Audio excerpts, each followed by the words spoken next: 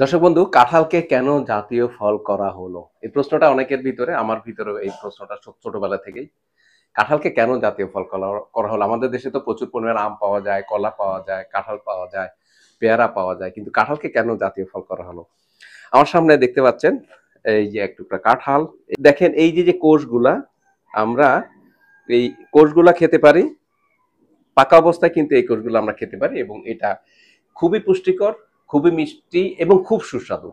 কাঁঠাল পছন্দ করো না এমন মানুষ খুব কম আছে। এটা অনেক মিষ্টি এবং শুধু মিষ্টি না, এটা পুষ্টিকরও।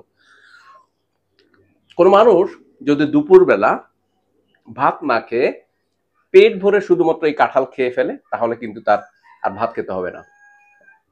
এত পুষ্টিকর কাঁঠাল। এই কাঁঠালটা পাকার আগে কাঁচা থাকা অবস্থায় বা কেবল মুচি আসছে ১-১.৫ মাস বয়সের মুচি দিয়ে কিন্তু দারুণ তরকারি রান্না করে খাওয়া যায়। মাংস দিয়ে কিন্তু কাঁঠালের তরকারি খাওয়া যায় এবং সেটা খুব পুষ্টিকর এবং সুস্বাদু। অনেকেই পছন্দ করে থাকে।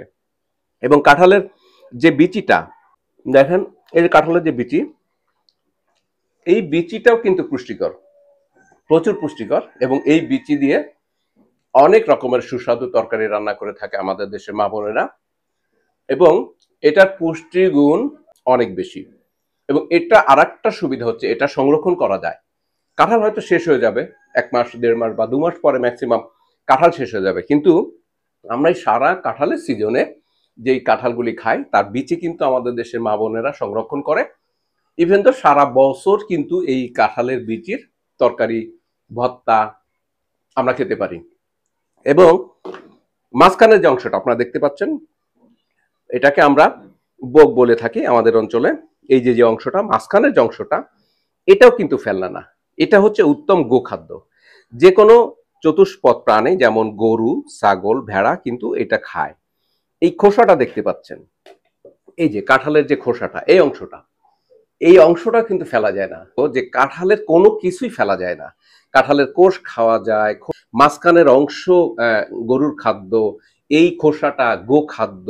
যে কোনো প্রাণীর জন্য, চতুষ্পদ প্রাণীর জন্য এই কাঁঠালের উচ্ছিষ্ট। এবং যে অংশটা দেখেন, এই যে এটাকে আমরা ভুসরা বলি বা উচ্ছিষ্ট বলি, এই অংশটা মানে কোষের পরে যেটা থাকে, কোষ আমরা মানুষে খেলাম, এই যে এই অংশটা, এটা সহ খোসা সহ কিন্তু আপনার উত্তম গোখাদ্য।